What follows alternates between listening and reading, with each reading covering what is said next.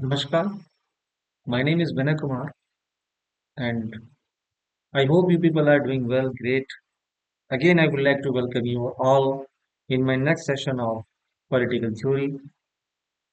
As you know, student, that we are discussing Unit 3rd, and Unit 3rd, में especially we are discussing about the various theories which are related with, uh, सोवेरिटी या मैं कहूँ कि state की जो सोवेरिटी है उससे संबंधित हम सिद्धांतों का अध्ययन कर रहे हैं in my previous lecture I had discussed about the John Austin's theory of sovereignty, and we also, discussed about the criticism and characteristics of sovereignty as far as John Austin's theory is concerned. Now, particularly in today's session, I'll be discussing about the pluralistic या plural theory या बहुलवाद का सिद्धांत क्या है संप्रदाय के संबंध में उस चीज के बारे में डिस्कस करेंगे।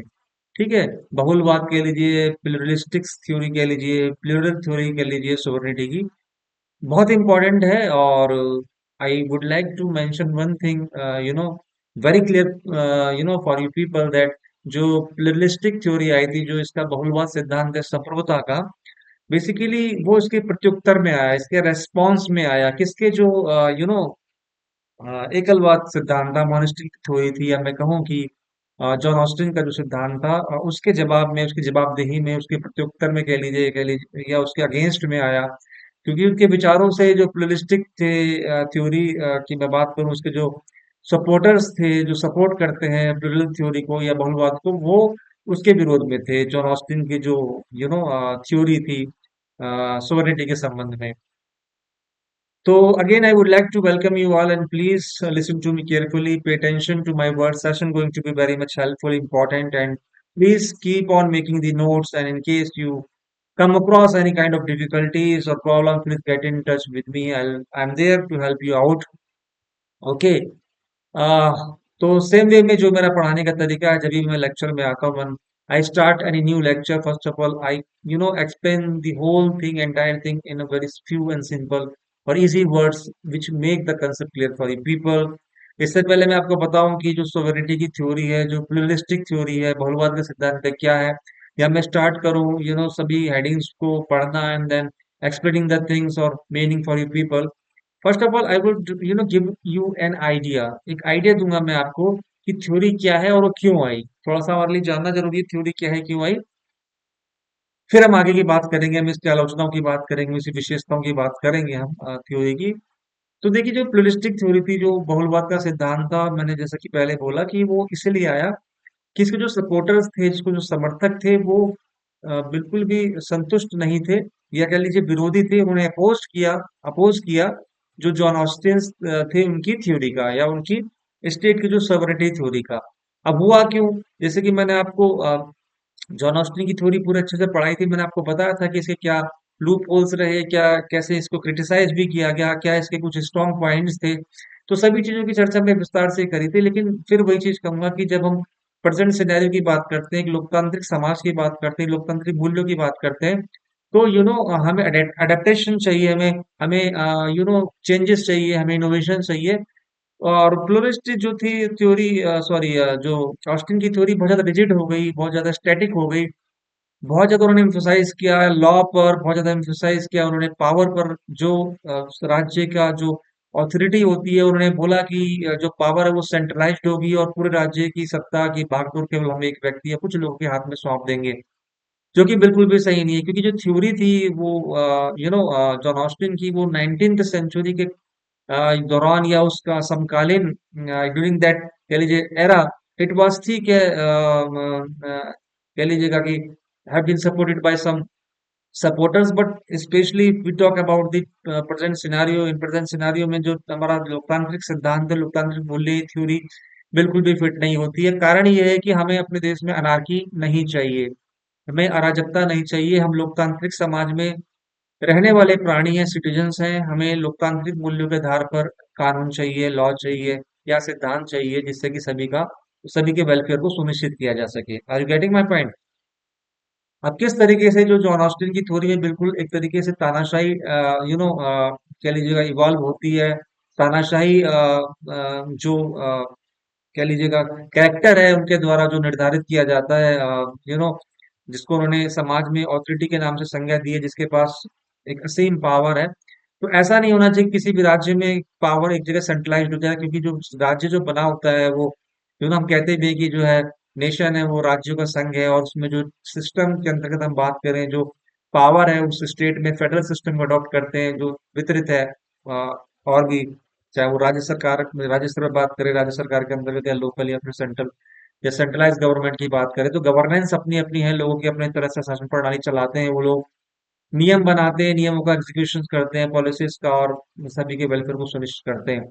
अब कहीं ना कहीं एक चीज थोड़ा सा और ध्यान में रखिएगा, मैं थोड़ा सा इसको भी सिंपल वे में आपके सामने रख रहा हूँ, समक्ष रख रहा हूँ, कि जॉन ऑस्टिन बहुत ज्यादा एम्फोसाइज कर देते हैं लॉ और कानून को। ठीक है, अच्छी बात है, कानून होना चाहिए, there must be law legitimacy in any state. But एक बहुत बड़ी बात मैं यह कहना चाहूंगा कि हमें ये भी नहीं भूलना चाहिए कि कानून ऐसा ना हो कि किसी भय के एवज में, या किसी भय दिखाकर, डर दिखाकर, या सजा दिखाकर, या यू नो बस मजबूरी में हमें उस कानून का पालन करना पड़ रहा है। वो बिल्कुल भी गलत नहीं है, क्योंकि कानून का जब निर्माण किया जाता है तो उसमें और लोगों की भी सहमति को आमंत्रित किया जाता है। अब आप सभी जानते हैं कि जो राज्य है उसके अंतर्गत और भी संस्थाएं हैं। इतना ज्यादा हाइप किया उन्होंने, ऑस्टिन ने बिल्कुल ऊपर लाके बिठा दिया राज्य की संप्रभुता को, कि और जैसे इंस्टीट्यूशंस हैं, जैसे हम बात करें कि और भी हमारे अंग हैं शासन के, हमारा legislature, executive, judiciary is there, बहुत सारे इंस्टीट्यूशंस हैं, धार्मिक संस्थाएं हैं, राजनीतिक संस्थाएं हैं, सामाजिक संस्थाएं हैं। उन संस्थाओं में निवास करने वाले बहुत सारे व्यक्ति हैं, लेकिन उनकी इच्छाओं को, उनके सजेशंस को बिल्कुल भी, कह लीजिएगा कि जब हम कानून की बात करते हैं तो बिल्कुल भी सम्मिलित ही नहीं किया गया है। तो इस तरह से अनारकी हो गई है, और बिल्कुल भी ये थ्योरी कट जाती है लोकतांत्रिक समाज से, लोकतांत्रिक मूल्यों से। ठीक है, ये बहुत बड़ी बात है, इतना ज्यादा एम्फोसाइज नहीं करना चाहिए। और बेसिकली हम बात करें कि जो हमारा स्टेट है बच्चों, जो राज्य है उसका एक सोशोलॉजिकल एस्पेक्ट है। हम कहते हैं ना, राज्य एक सामाजिक संस्था है, तो सभी को मालूम है कि राज्य एक सामाजिक संस्था है और अमूर्त संस्था है। देखिए, दो बातें मैंने आपको फिर वही बोली कि कभी कभी जब भी मैं टॉपिक कोई पढ़ाता हूँ तो कुछ बातें ऐसी होती है, प्लीज उनको नोट कर लिया करो। थोड़ा सा टॉपिक से डेविएट हो जाता हूँ, बट डजेंट मीन के दैट वो इम्पोर्टेंट चीज मैं नहीं इंक्लूड कर रहा हूँ जो मुझे करना चाहिए, मैं हमेशा से करता हूँ। अब दो टर्म्स हैं यहाँ पर। पहली बात पे भी क्वेश्चन है कि राज्य एक अमूर्त संस्था है, इंस्टीट्यूशन है, वो इंटेंजिबल है, टेंजिबल नहीं है। और दूसरा, वो एक सोशियोलॉजिकली सामाजिक सोसाइटी है, सामाजिक संस्था है। तो सबसे बड़ी मैं बात कहूँ कि ये थ्योरी, जो प्लूरिस्टिक थ्योरी है, वो इसलिए भी आई क्योंकि जो ऑस्टिन की थ्योरी में इसके सामाजिकता या सामाजिक पक्ष को तो बिल्कुल दरकिनार ही कर दिया गया था, क्योंकि उसमें ऐसी कोई आदर्श और मूल्यों की तो बात ही नहीं करी थी उन्होंने। सत्ता का केंद्रीकरण करा जाना, और फिर कानूनों का निर्माण, कानून का पालन करवाना, उसमें किसी की मंशा, किसी इच्छा, किसी उनकी सजेशंस कह लीजिए, उनके सुझाव को सम्मिलित नहीं किया जाना, तो वो सामाजिक संस्था नहीं रही फिर राज्य, वो तो एक अनार्की सिस्टम क्रिएट हो जाएगा, अराजकता फैल जाएगी, तानाशाही डेवलप हो जाएगी। तो कहाँ रहा? जब हम 21वीं शताब्दी की बात करते हैं तो हमारा बहुत ज्यादा फोकस, देखते हैं आप, सारा लोकतंत्र मूल्यों पर होता है। और लोकतंत्र समाज में सभी को समानाधिकार प्राप्त है, तो सोवरेनिटी किसी एक प्रमुख या कुछ लोगों की, कहते हैं कि जागीरदारी नहीं है, उसमें तो सभी का अधिकार है, होना भी चाहिए। तो इस उद्देश्य से भी प्लुरलिस्टिक थ्योरी आई कि इन्होंने राज्य को एक बिल्कुल यू नो तानाशाह बना के रख दिया है, और जबकि राज्य में और भी बहुत सारी संस्थाएं होती हैं, व्यक्ति ग्रुप होता है, उनको भी हमें ध्यान देना चाहिए बहुत ज्यादा। They have emphasized very much on law. तो देखिए, एक चीज मैं और कहूंगा, जब हम आगे डिस्कस करेंगे कि what is the difference between John Austin's theory and pluralistic theory of sovereignty of the state, तो उसमें बहुत इंपॉर्टेंट है। इस लेक्चर को प्लीज आप बार बार सुनिएगा, ठीक है? अलग से टॉपिक डिस्कशन करने का जरूरत ही नहीं रह जाएगा, क्योंकि कितनी अच्छी तरीके से मैंने जॉन ऑस्टिन की जो सोवरेनिटी की थ्योरी है और जो प्लूरिस्टिक थ्योरी है सोवरेनिटी की, स्टेट की सोवरेनिटी की, कितने अच्छी तरीके से मैंने एक्सप्लेन किया, और साथ में मैंने इसको डिफरेंशिएट भी किया कि how one theory is different from the other one, या how pluralistic theory is different from the, I would say, the John Austin theory of sovereignty of the state. तो सीधी सी बात है, इतना ज्यादा एम्फोसाइज करना, इतना ज्यादा हाइप कर देना लॉ को, और कानून कानून कानून कानून, उसका पालन, rigidness is there, no flexibility at all. और जब कानून का निर्माण होता है तो उसमें आदर्श मूल्य, नैतिकता की बात होती है, क्योंकि उस कानून नियमों का जो भी पालन करते हैं समाज में, आप सभी जानते हैं, हम सभी सोशल प्राणी हैं, सभी सोशल ह्यूमन बींग्स हैं। तो हम जब कानून की बात करते हैं तो हम कानून का पालन किसी डर या भय के कारण नहीं करते, हम केवल इसलिए करते हैं क्योंकि हमें उसका पालन करना, वो हमारी नैतिकता है, हमें पता है कि क्या अच्छा और क्या बुरा है। हमें ये पता है कि राज्य में अगर हम अधिकारों की बात करते हैं तो हमारे कर्तव्य क्या है, हम साथ में ये भी पता है कि हमें दूसरे के साथ समाज में किस तरह से व्यवहार करना किया जाना चाहिए। तो इस तरीके से कानून का पालन किया जाता है, और सीधी सी बात है, जॉन ऑस्टिन तो कहते हैं कि कानून का पालन जो किया जाता है वो भय और डंडे के दर से किया जाता है। कानून के नियमों का या निर्देशों का पालन करना है, आप उसकी अवहेलना नहीं कर सकते, अदरवाइज अदरवाइज आप दंडित होंगे। तो ये भी बहुत बड़ी एक कह लीजिए का रीजन रहा कि प्लूरिस्टिक थ्योरी ऑफ सोवरेनिटी का आने का या इवॉल्व होने का। तो आज मैंने कितनी अच्छी तरीके से आपके सामने ये सारी बातें रखी कि प्लूरिस्टिक थ्योरी ऑफ सोवरेनिटी है क्या। थोड़ा सा अब आगे बढ़ेंगे और थोड़ा सा will go through different headings. I have got many headings which are important headings, so I'll go through all the headings plus I will keep on explaining each and every heading in front of you। और कुछ ऐसे important point जो मुझे लगता है कभी कभी मैंने आपसे कहा भी है कि अगर आपको लगे कि कुछ मिस हो रहा है और मैं आपसे कुछ बोलता हूँ कि प्लीज नोट कर लो, तो उसको नोट कर लिया करें। Okay, so the pluralistic theory of sovereignty is a political theory. Okay, the pluralistic theory of the sovereignty is the political theory that argues against the concept of a single absolute source of authority within a state। ठीक है, देखिए वही बात, बहुत बात आई नहीं आई कि जो प्लूरिस्टिक थ्योरी है वो बहुत ज्यादा सपोर्ट करती है कि जो केंद्र में या राज्य में कह लीजिएगा कि सत्ता का विकेंद्रीकरण हो, केंद्रीकरण ना हो, पावर सभी के पास रहे, और जितनी भी उस राज्य में निवास करने वाली संस्थाएं या इंस्टीट्यूशन है उनमें भी पावर या सोवरेनिटी या संप्रभुता समान रूप से वितरित हो। सोवरेनिटी संप्रभुता किसी एक व्यक्ति की जागीरदारी नहीं है। ओके, एब्सोल्यूट पावर नहीं है, रिजिडनेस नहीं होना चाहिए। वैश्वीकरण अथवा ग्लोबलाइजेशन के समय में सोवरेनिटी को इतना ज्यादा रिजिड बना देना, इतना ज्यादा उसको हावी बना देना कि बस वही है जो कुछ है, और इससे क्या होगा कि हम सोशली ही नहीं बल्कि अगर हम बात करें कुछ वैश्विक स्तर पर विभिन्न वैश्विक या ग्लोबल इश्यूज को, तो हम कट जाएंगे, अलग थलग हो जाएंगे, क्योंकि ग्लोबलाइजेशन के समय में हमें कंधे से कंधा मिलाकर चलना है। Are you getting my point? Instead, it proposes that sovereignty is divided among various institutions and groups within society। आगे वो कहते हैं कि इसके बजाय, मतलब ऑस्टिन के अलावा, ऑस्टिन के कहने के अनुसार या उसके कथन के अनुसार या उसकी थ्योरी के अनुसार पावर को एक ही हाथ में होना चाहिए, और सोवरेनिटी की बात अगर हम करें तो केवल राज्य राज्य राज्य। लेकिन यहाँ पर जो प्लूरिस्टिक है, प्लूरिस्टिक थ्योरी है या जो बहुलवाद का सिद्धांत है, वो कहता है कि बहुत सारे इंस्टीट्यूशंस है राज्य के अंतर्गत या उस सोसाइटी में। जैसे मैंने आपको बताया कि हमारे पास जुडिशरी है, लेजिस्लेटिव है और एग्जीक्यूटिव काउंसिल्स हैं, प्लस बहुत सारी हमारे पास धार्मिक संस्थाएं, राजनीतिक संस्थाएं हैं और सामाजिक संस्थाएं हैं। तो और भी ज्यादा समूह और संघ है राज्य में, उसको भी हम साथ में लेकर चलें। या जब हम संप्रभुता की बात करते हैं तो संप्रभुता सभी पर समान रूप से लागू हो। संप्रभुता फिर वही चीज कहूंगा, किसी स्टेट के अंतर्गत आने वाले किसी अमुक व्यक्तियों की जागीरदारी कतई नहीं है। Are you getting my point? और मैंने आपको एक बहुत इंपॉर्टेंट बात बताई थी बच्चों, जब हम स्टेट की बात करते हैं कि राज्य बना, तो राज्य कब बनता है, राज्य कब इवॉल्व होता है, स्टेट कब फॉर्म होता है, या स्टेट कहलाने के लिए क्या कंडीशंस हैं, इसकी बहुत ज्यादा प्रॉपर कह लीजिएगा मेन एलिमेंट्स हैं विच आई डिस्कस्ड विद यू। जैसे कि मैंने बात करी थी ज्योग्राफिकल एरिया की, अपना इसका ज्योग्राफिकल प्रेमिसेस है, उस राज्य में निवास करने वाली जनता है, ठीक है, और सोवरेनिटी है, ठीक है, और कानून वगैरह भी हैं साथ में। लेकिन सोवरेनिटी ठीक है सबसे ऊपर है, बट इसका मतलब ये नहीं कि उसको हमने बहुत ज्यादा इंपॉर्टेंस दे दी और अन्य एलिमेंट्स को हमने बिल्कुल भी दरकिनार कर दिया। वही बात यहाँ पर प्लूरिस्ट कह रहे हैं, और तब ये थ्योरी आती भी है निकलकर हमारे सामने कि how pluralistic theory of sovereignty is different from the John Austin's theory of sovereignty of the state. Further, what does it say? It says this theory stands in contrast to the traditional monastic view of sovereignty, which holds that ultimate authority rests with a single central entity, such as a monarch or parliament.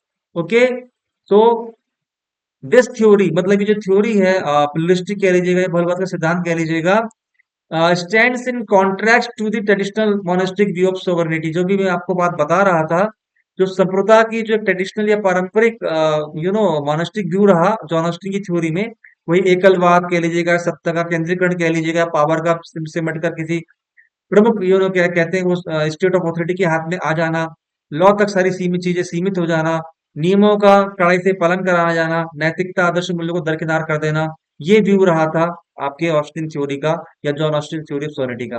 But वो आगे कहता है which holds that ultimate authority rest within a single central entity such as monarch of parliament. ठीक है। यानी कि वो ये भी कह रहे हैं कि इसके कॉन्टेक्स्ट में आई या इसके अगेंस्ट में आई, इसके प्रोटेक्टर में आई थ्योरी, क्योंकि जॉन ऑस्टिन की थ्योरी ये कहती थी कि जो अल्टीमेट पावर है, जो अल्टीमेट ऑथोरिटी है, जो सत्ता का केंद्रीकरण है, वो कुछ सिंगल ही है या सिंगल व्यक्ति के हाथ में है। सेंट्रल एंटिटी है, एब्सोल्यूट पावर है। और ये मोनार्क और इस तरीके से ऑटोक्रेसी की बात करता है। तो ये जो प्लूरिस्टिक थ्योरी है, मैंने कितने अच्छे तरीके से आपके समक्ष रखा। अभी केवल मैंने आपको इतना बताया कि क्या है, what is it all about. तो ये इसीलिए है कि हमें ऐसी संकल्पना कहें या कंसेप्ट कहें राज्य के अंतर्गत, तो वो हम उसको एक्सेप्ट नहीं करेंगे, क्योंकि वर्तमान लोकतांत्रिक समाज मूल्यों की जहाँ अवहेलना की जाए, ऐसे सिद्धांतों से हमें क्या लेना देना। सिद्धांत ऐसे होने चाहिए कि जो लोकतांत्रिक समाज में सभी को साथ में लेकर चले, और न केवल राज्य की बात करें। ठीक है, राज्य सर्वोपर होता है, एंटिटी है, सबसे ऊपर है, अबव ऑल है। ठीक है, उसके पास कुछ एक्स्ट्रा एजेस हैं, लेकिन इसका मतलब ये नहीं कि जो राज्य के अंतर्गत निवास करने वाले संस्थाएं हैं या लोग हैं, हम उनको साथ में लेके ना चले। उस तरीके से हम सामाजिक मूल्यों का कत्ल करते हैं, लोकतांत्रिक मूल्यों का कत्ल करते हैं, जो कि बिल्कुल भी मैं ये कहूंगा कि लोकतांत्रिक समाज में एक्सेप्टेबल नहीं है। Now let's see the second, और इसका जो अगला हेडिंग है, प्लूरिस्टिक या बहुलवाद सिद्धांत की मैं बात करूं, that pluralistic theory of society की हम बात कर लेते हैं कि what are the special features या what are the special characteristics of the pluralistic theory of the sovereignty. यानी कि जो बहुलवाद का सिद्धांत है राज्य की संप्रभुता के संबंध में, उसकी कुछ विशेषताएं क्या है। बहुत इंपॉर्टेंट क्वेश्चन है, कई बार क्वेश्चन आता भी है बच्चों। इस क्वेश्चन को आप ध्यान से सुनिएगा, ओके। और हाँ, सबसे पहले एक चीज मैं बात थोड़ा सा मुझे शुरू में रखनी चाहिए लेक्चर के समय।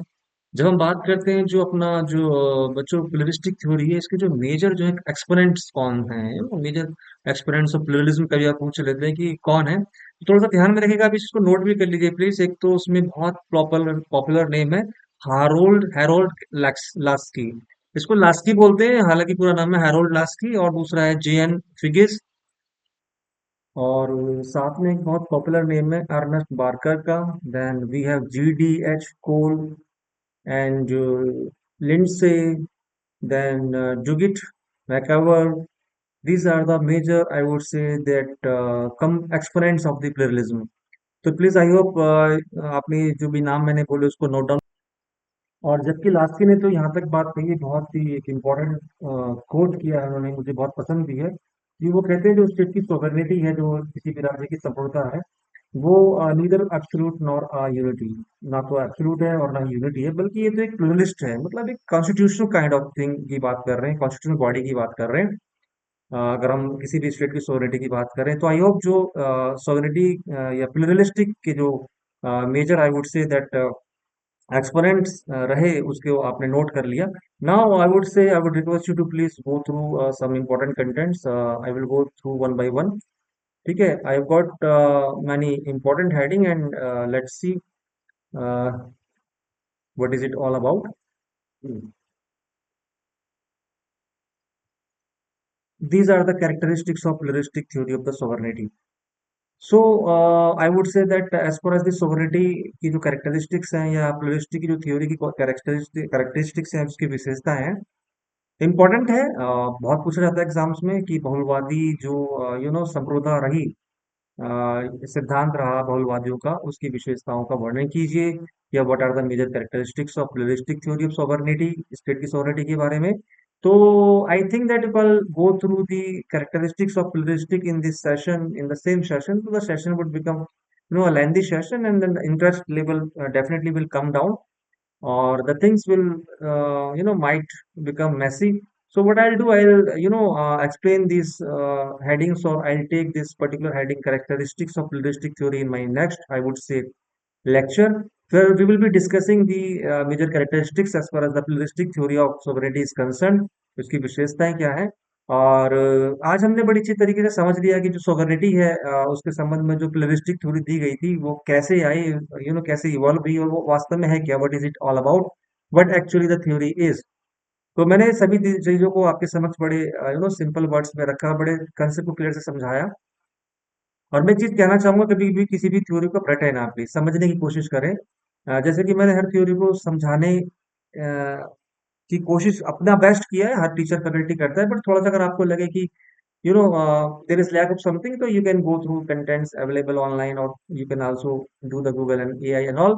बट चीज वही घूम फिर कर आती है कि जब तक एक फैकल्टी का एक थोड़ा सा एक क्यों कहूंगा कि बहुत बड़ा तो नहीं कहूंगा, क्योंकि बच्चे आजकल के प्रेजेंट सिनारियो में सोचते हैं कि हमारे पास सारे गैजेट्स हैं या सोर्सेज हैं, बट एक टीचर का रोल, टीचर का ही है, उसकी भूमिका वही जानता है, उसका बहुत ही प्लेस अ वाइटल रोल।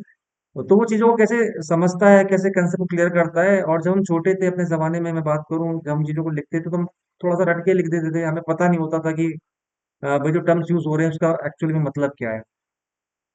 तो I hope you would have enjoyed the entire session. This way we come to the session, और I think that session would have been very much important and interesting. And I will see you all in my next session of political theory, or I would say that the topic which I'll be discussing in that lecture, that is the characteristics of the sovereignty. Definitely, we will be discussing some important characteristics of the sovereignty. And till then, please take care of self and keep studying, keep working hard. And I would say that please concentrate on your study and enjoy yourself. Enjoy yourself. Thank you very much. Bye bye. Have a nice day. Take care. शुक्रिया सभी का। Thank you very much.